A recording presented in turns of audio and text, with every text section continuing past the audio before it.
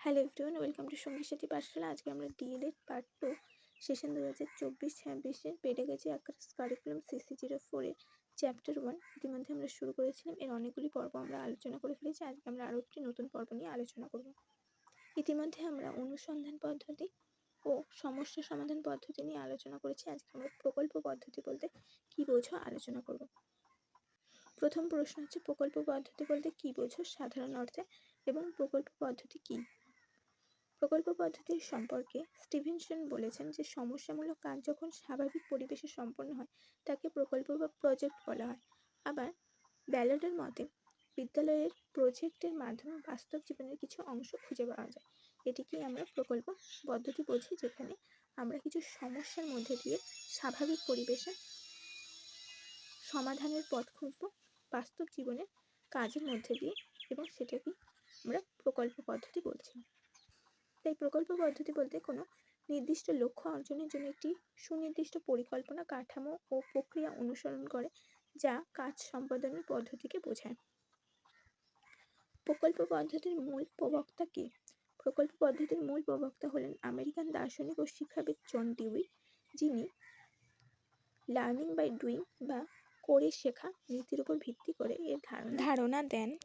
Next প্রশ্ন হচ্ছে, প্রকল্প পদ্ধতি আসলে কিভাবে পরিচালিত হয়? অপ্রত্যক্ষ নির্দেশদানের উল্লেখযোগ্য পদ্ধতিগুলির মধ্যে অপর একটি হল প্রকল্প পদ্ধতি। এটি এক প্রকার অনুসন্ধিৎসা পদ্ধতি। এই পদ্ধতি শিক্ষার্থীর দ্বারা পরিচালিত হয়, তাই এটি একটি শিক্ষার্থী কেন্দ্রিক বা শিশু কেন্দ্রিক পদ্ধতি।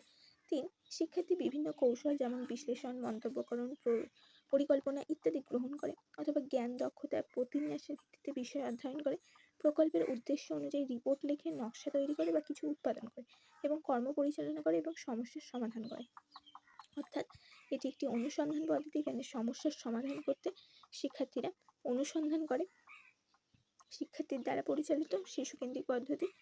শিক্ষার্থী এখানে স্বাভাবিক পরিবেশে সমস্যার সম্মুখীন হয় এবং তার সমাধানের জন্য বিশ্লেষণ, মন্তব্য, পরিকল্পনা ইত্যাদি গ্রহণ করে নিজের পূর্বজ্ঞান ও দক্ষতাকে কাজে লাগায়, বিভিন্ন বিষয়কে অধ্যয়ন করে তার জন্য তথ্য সংগ্রহ করে, প্রকল্পের উদ্দেশ্য অনুযায়ী রিপোর্ট লেখে, নকশা তৈরি করে, প্রয়োজনে কিছু নিজেরা উৎপাদন করে বা তৈরি করে, কাজটা চালিয়ে যায় এবং সমস্ত কিছুর ভিত্তিতে সমস্যার সমাধান করে এবং নতুন জ্ঞান অর্জন করে।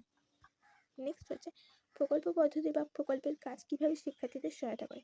প্রকল্প পদ্ধতিতে কাজ শিক্ষার্থীদের প্রভূতভাবে সহায়তা করে। 1.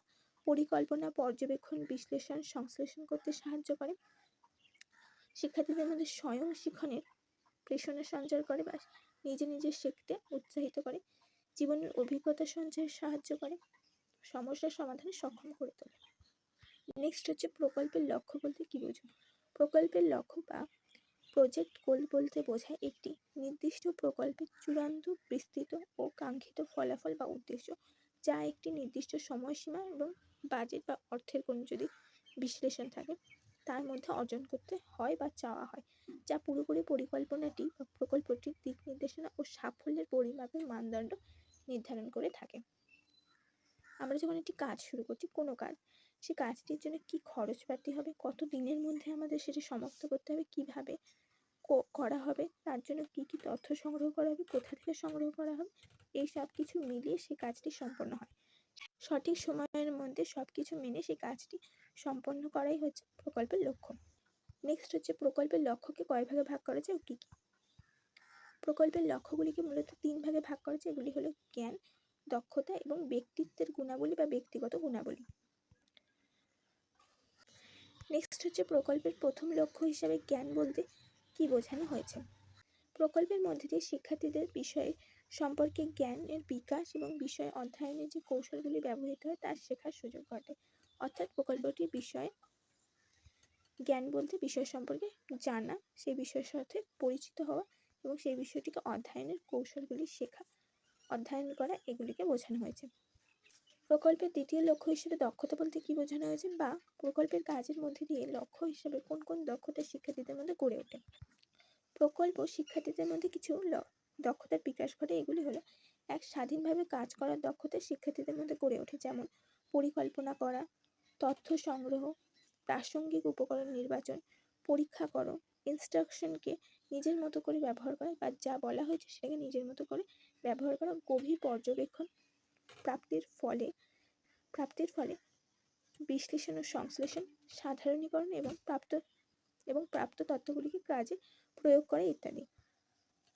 অর্থাৎ কি, প্রকল্পের ফলে সে নিজে নিজে কাজ করার সুযোগ পায়, কাজটাকে কিভাবে করতে হবে তার জন্য পরিকল্পনা করতে শেখে, তথ্য সংগ্রহ করতে শেখে, কোনটা প্রয়োজন কোনটা অপ্রয়োজন সেটা বুঝতে শেখে, কিভাবে পরীক্ষা করতে হয় তাকে, কি বলা হয়েছে সেটাকে কিভাবে নিজের কাছে ব্যবহার করা যায় সেটা বোঝে, কিভাবে পর্যবেক্ষণ করতে হবে, কিভাবে সেখান থেকে প্রয়োজনীয় বিষয়টি রাখবে, কোন বিষয়গুলো অপ্রয়োজনীয় বলে বাদ দেবে এবং সমস্ত বিষয়টিকে সামারাইজ করবে, সেটাকে সাধারণীকরণ এবং প্রাপ্ত তথ্যগুলিকে কিভাবে নিজের কাজে লাগাবে সেটা সে বিচার করে। নেক্সট হচ্ছে দলবদ্ধভাবে কাজ করার দক্ষতা, অন্যদের সাথে সহযোগিতা করার দক্ষতা, অন্যদের সাথে সহানুভূতি, গণতান্ত্রিক মানসিকতা গড়ে তোলা, সবার সাথে মিলেঝুলে কাজ করতে শেখে, যোগাযোগের দক্ষতা বিকাশ, যেমন সহপাঠী ও শিক্ষকের সঙ্গে যুক্তিসহ আলোচনা। প্রকল্পের তৃতীয় লক্ষ্য ব্যক্তিগত গুণাবলী বলতে কি বোঝো বা ব্যক্তিত্বের গুণাবলী বলতে কি বোঝো? প্রকল্পের কাজ শিক্ষার্থীদের একাধিক ব্যক্তিগত বা ব্যক্তিত্বের গুণাবলীর বিকাশে সহায়তা করে, বিশেষ করে উচ্চ মানসিক বৈশিষ্ট্যাবলী যেমন সমালোচনামূলক চিন্তন, বিশ্লেষণমূলক চিন্তন, সৃজনশীল চিন্তন, মূল্যায়নের ক্ষমতা, কিছু অনুভূতিমূলক বৈশিষ্ট্য যেমন অধ্যয়নের প্রতি বিশেষ আগ্রহ, সামাজিক অনুভূতি ইত্যাদি বিকাশে সাহায্য করে। নেক্সট হচ্ছে প্রকল্প পদ্ধতির সংজ্ঞা লেখো। এই সমস্ত আলোচনার পরে আমরা প্রকল্প পদ্ধতির কি সংজ্ঞা নির্ধারণ করতে পারি বা আগে কাকে বলে, প্রজেক্ট পদ্ধতি কাকে বলে, কার্য সমস্যা সমাধান পদ্ধতি বলতে কি বোঝো? যে পদ্ধতির মাধ্যমে জীবনকেন্দ্রিক সমস্যাকে শিক্ষার্থীরা বাস্তব বা সামাজিক পরিবেশে আন্তরিকতার সঙ্গে স্বতঃস্ফূর্তভাবে সমাধান করে, যার ফলে শিক্ষার্থীরা এই বিষয়ে দক্ষতা অর্জন করে, তাকেই প্রজেক্ট পদ্ধতি বা প্রকল্প পদ্ধতি বা কার্য সমাধান পদ্ধতি বলা হয়। জীবনকেন্দ্রিক সমস্যা, শিক্ষার্থীরা বাস্তব জীবন সামাজিক জীবনের সাথে একত্রে থেকে নিজেদের চেষ্টায় সমস্যার সমাধান করে, শিক্ষার্থীরা এই বিষয়ে দক্ষতা অর্জন করে, তাকে প্রজেক্ট পদ্ধতি, প্রকল্প পদ্ধতি বা কার্য সমস্যা সমাধান বা কার্য সমস্যা পদ্ধতি বলা হয়। তো এই ছিল তোমাদের আজকে গুরুত্বপূর্ণ 10টা প্রশ্ন।